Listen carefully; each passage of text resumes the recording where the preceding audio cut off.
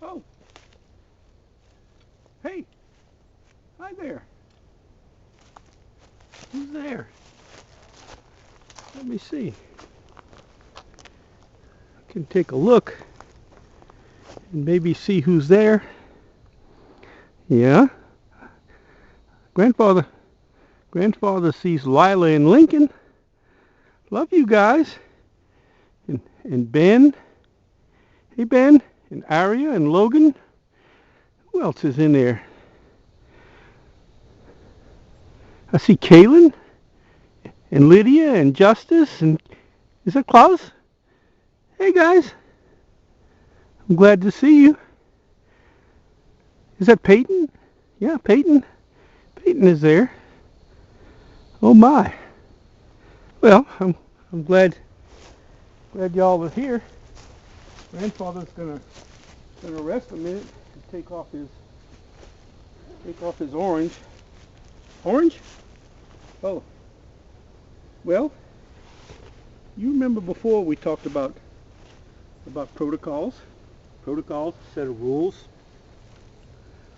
that you follow when you're trying to do something. Well, you can see grandfather is in the forest today. And in this forest they're pig hunters. And they have a right to hunt pigs now. Grandfather likes to hunt pigs sometimes too. But when you're in the forest with pig hunters, you wear orange so that they can see that you're not a pig. It helps you keep you from getting shot. Uh-oh, it's starting to rain. Grandfather's going to have to go fast. Well, when you get close to a road, pig hunters aren't supposed to hunt within 300 feet of a road. You can take off your orange and still be safe. And grandfather thinks it's safe to do so now. Grandfather promised to tell you why he traps bugs. He's been thinking about it for a long time. It's actually very hard to explain. It's not easy to explain. Well, the easy thing would be to say that some bugs are good and other bugs are bad, and we're trying to find the bad bugs. And that's true in a way, but that's not the whole story. You see, it's hard to explain to a child. In fact, sometimes it's hard for grown-ups to understand too. It has to do with ethics. Ethics is the way you think about right and wrong. It's sort of like protocol or rules, which are rigid. Ethics kind of sorts things out as to what's right and wrong, and you do so according to your ethics.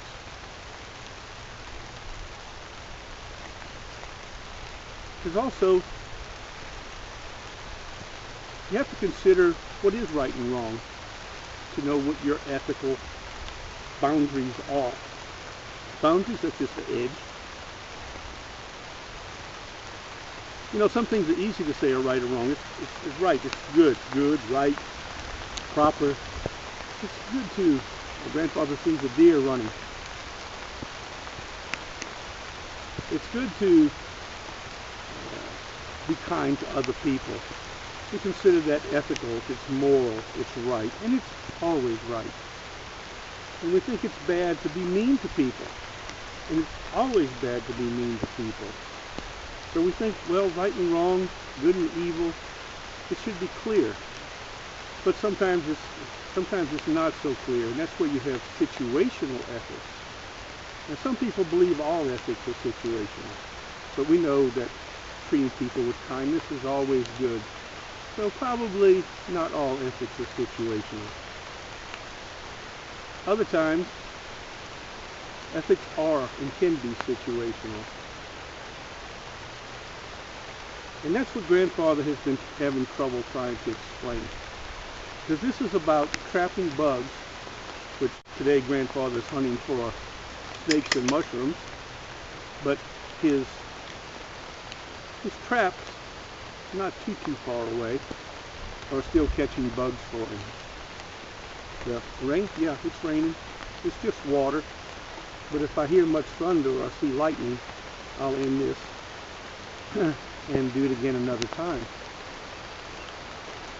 But we're talking about right and wrong in various situations.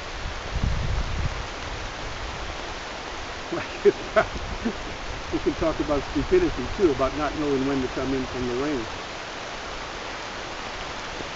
I think Grandfather's going to move on and continue this video from inside his house. Catch you later.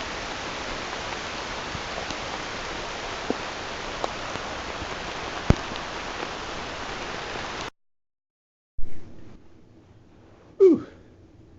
That took Grandfather Mike a long time, but it's just a split second for you.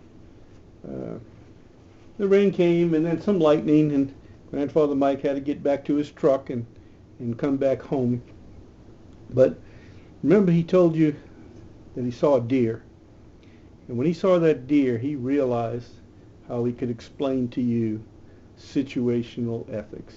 Strange how the mind works sometimes. That Grandfather Mike has a lot of clutter in his life. This is a microscope, and this is something new that he has. It's basically a ruler, and it's a measuring stick, a measuring device, and it's on this little slide here. Pull it out and show you. Now, you can't see it on the slide. You can kind of see it with a magnifying glass. It's very small units of measurement. And Grandfather Mike is going to use this to measure very, very tiny things. But at any rate, back to situational ethics. You know, people that live here in the forest where Grandfather Mike lives love their trees. And the trees are special to them. They also love to have a fire in the fireplace in the wintertime because it's a lot of fun. And people just tend to like fire and gather around fires in a fireplace, make s'mores and marshmallows, or just sit and talk. So fire in the fireplace is a good thing. Having wood to put in the fire is a good thing. But as I mentioned, the people here in this forest, they love their trees and they don't want to cut them down. So they buy wood. And they buy wood from people that think of wood as just a product like peas or carrots or Xboxes, computers. It's just another product. They grow it, produce it, and sell it. And so the wood that comes for fireplaces here comes from far away. With that wood comes bugs. You know, Grandfather Mike told you he was out there looking for snakes, and he has this rubber snake here just to remind him to give you a lesson on situational ethics. A snake in the woods is a good thing. He keeps down rodents, he catches even grasshoppers and bugs and whatnot, but things that we tend not to like rats. It's the same with owls and hawks, eagles. They catch mice and rats as well. So we think of the snake in the woods as a good thing. If the snake comes in your house, we think of that as a bad thing. And that's what situational ethics is about. Snake in the woods, it's a good situation. Snake in the house, it's a bad situation. And the same is true for the beetles that Grandfather Mike is trying to catch. He has his trap set. In fact, tomorrow is Grandfather Mike's son's birthday, and it is also the last day of the beetle trapping season for Grandfather Mike. So tomorrow he'll go catch his final bugs. He's already taken some to the lab to be examined. He'll take the final packages and put them away. He'll wash the traps and clean them up, get them ready for next year, and take them all back to the U.S. Forest Service where he gets them from. And those are the people that study the bugs. But at any rate, back to the bugs and the situational ethics. These bugs can travel in wood. So the people that don't want to cut down their trees because they love them, that want to have fires, bring in wood from faraway places. And just like the snake, when bugs come from faraway places, they can do damage in their new home. It's not really their home, but they come to live here. And those bugs eat trees. and they eat enough of the cambium layers in the tree. We'll talk about some of that stuff another time, but they eat enough of the parts of the tree to actually kill the trees here.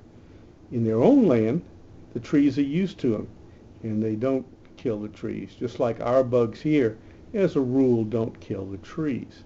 But the strange bugs, like the snake in your house, are not welcome, and if they're there, we want to know about it so that we can do something about it. Sometimes it's hard to know what to do, but we want to know if they're there. So guess what? Guess what's good news for Grandfather? Grandfather's catching beetles, and he knows his trap is working because he's caught beetles and other bugs. If he catches no bad beetles, no beetles that come from another place, then that's good news. So doing a good job at catching nothing is success for Grandfather Mike. Kind of funny, huh? Well, situational ethics can be that way. But you don't have to worry about situational ethics too much for a long time. And if you have trouble thinking about it, talk to a grown-up that loves you, and they'll help you with the idea of when the same thing can be right and wrong at the same time, or can be right and wrong in different situations. Well, Grandfather Mike is going to get back to work on measuring mushroom spores. That's another story. Love you guys. Hope you have a great day. Bye-bye.